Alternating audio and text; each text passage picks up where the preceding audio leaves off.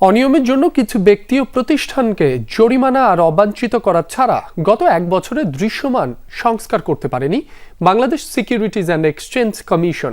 সংস্কারে গঠিত task force প্রতিবেদন জমা দিলেও তা কার্যকর হয়নি।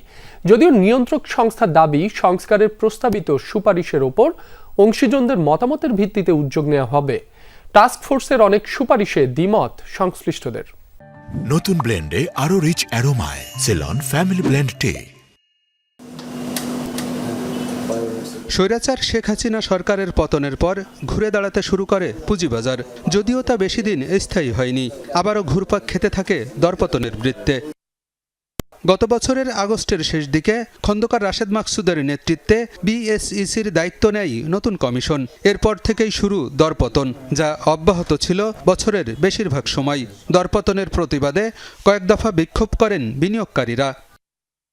নতুন কমিশন দায়িত্ব নিয়েই অনিয়মের বিরুদ্ধে ব্যবস্থা নেই।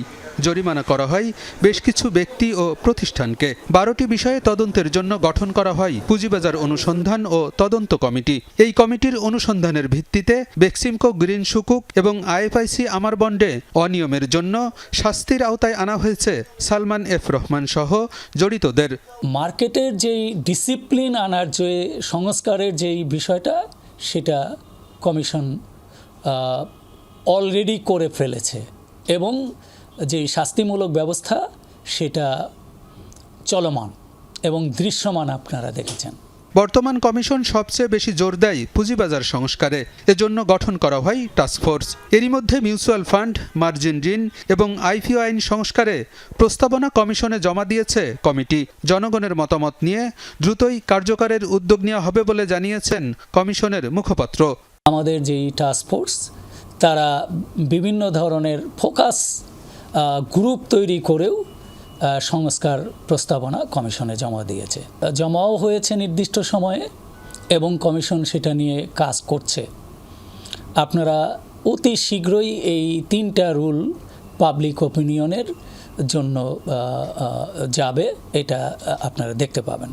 তবে পুঁজিবাজারের সংস্কারের অগ্রগতি নিয়ে হতাশ বাজার সংশ্লিষ্টরা। 3টি আইন সংস্কারে যে প্রস্তাবনা দিয়েছে পুঁজিবাজার উন্নয়নে, তা যথেষ্ট নয়। এ বিষয়ে বাজার সম্পৃক্তদের মতামত নেওয়ার দাবি তাদের। ওটা দেখে কিন্তু আমরা রিফর্মগুলি এখনো ফিজিক্যালি দেখিনি, বাট আমরা যেটা শুনে আসছি যে the proposals have been submitted.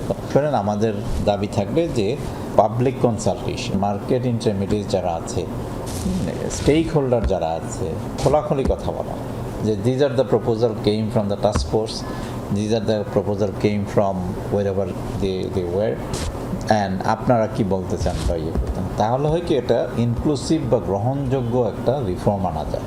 সংস্কারের বিষয় যেটা 1 বছর ধরে চলছে, সেই সংস্কার যেগুলো হয়েছে আমার কাছে মনে হয় যে অনেক কাজ করার স্কোপ ছিল।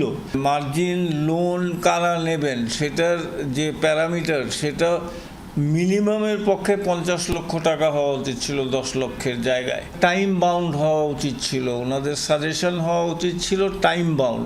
ভালো আইপিও ছাড়া পুঁজিবাজারকে এগিয়ে নেওয়া সম্ভব নয়। তাই সংস্কার এবং উন্নয়ন কার্যক্রম একসাথে চালিয়ে যাওয়ার দাবি সংশ্লিষ্টদের। আলমগীর হোসেন, যমুনা নিউজ, ঢাকা।